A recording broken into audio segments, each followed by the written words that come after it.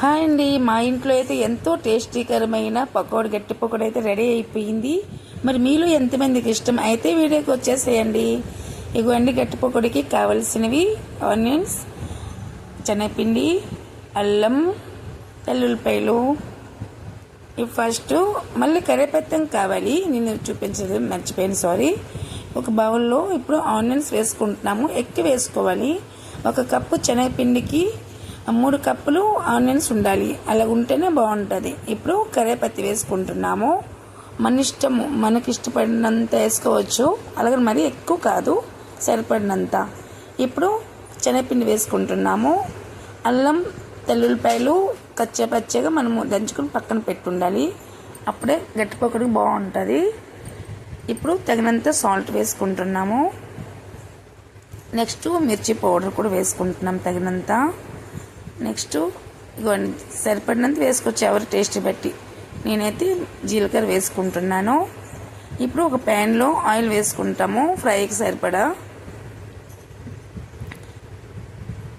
ఇప్పుడు ఇవన్నీ కలుపుకొని కొంచెం కొంచెం వాటర్ వేసుకొని మంచిగా కలుపుకోవాలి.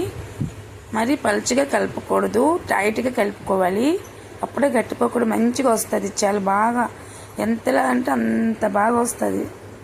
ఇప్పుడు ఇలా కలుపుకోవాలి, ఈ విధంగా ఉండాలి. ఇప్పుడు మనము ఫ్రై చేసుకోవడమే, ఆయిల్ వేసుకుని ఫ్రై చేసుకుని డీప్ ఫ్రై చేసుకోవాలి.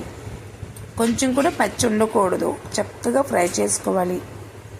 నాకైతే ఎంతో ఇష్టం, చాలా చాలా ఇష్టం. నేను ఊరు వెళ్తే ఎక్కువ శాతం ఇది తెప్పించుకొని మరీ తింటుంటాను. గడిగడికి ఎన్నిసార్లు ఇష్టమైతే అన్నిసార్లు తెప్పించుకుంటాను, అంత ఇష్టం నాకు. నా ఫ్రెండ్ చేసి పెట్టింది, నాకు చాలా నచ్చింది అసలు.